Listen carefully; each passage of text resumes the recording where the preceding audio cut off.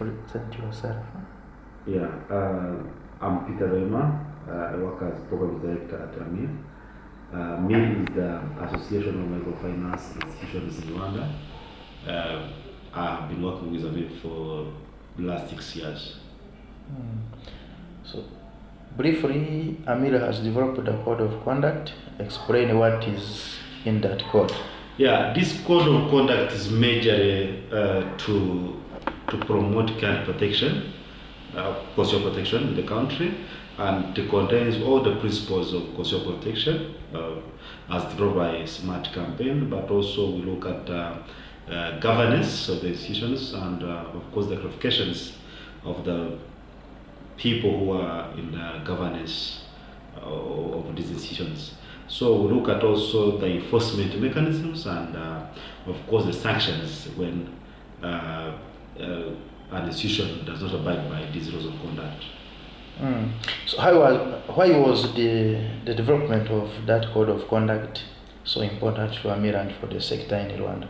Yeah, for AMIR, if we can put it just in a nutshell, it is to promote responsible finance through promoting transparency in the sector.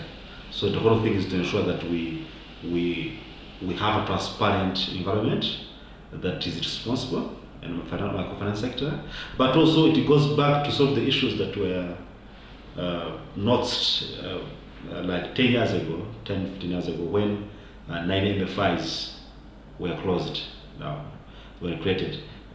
We think there were a lot of mistakes. One of them was not promotion of the responsible finance.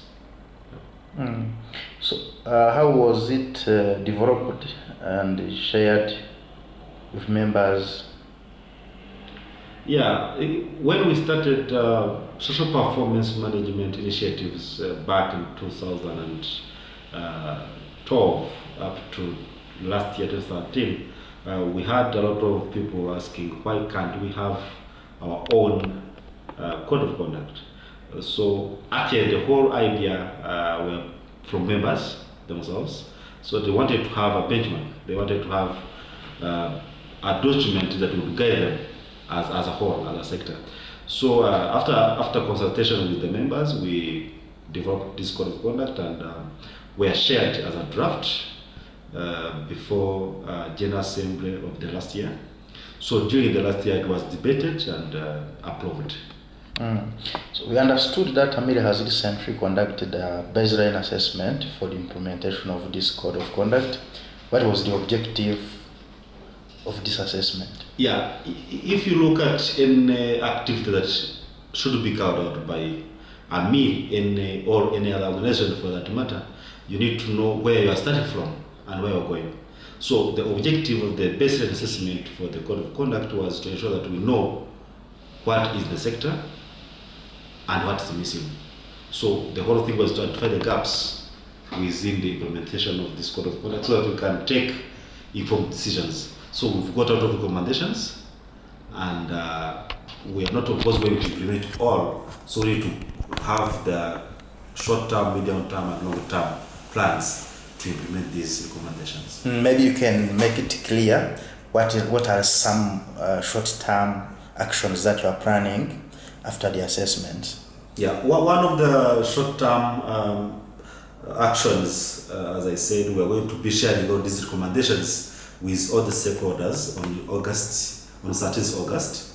And tells of course includes all MFIs, Central Bank of Rwanda, Ministry of Finance and Local Planning and other development partners. So from there, what we are going to do again is to ensure that we have also finished writing the concept note that I've shared with partners. What we want is to ensure that it becomes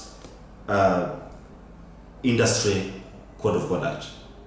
We want to bring everyone on board so that when we start implementing specific activities, everyone is part and parcel of this process.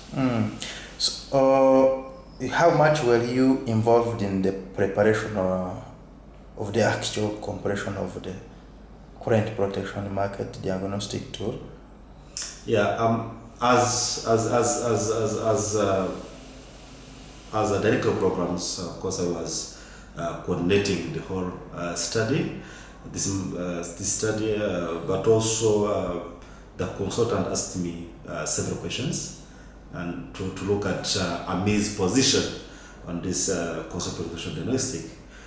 So our involvement, I mean, we are fully involved because it was a AMIR activity. So apart from supervision and everything, we went deep to understand what are the issues that are affecting this concept protection. Yeah. Are there some lessons that AMIR has drew from the tools result? The tools? Results.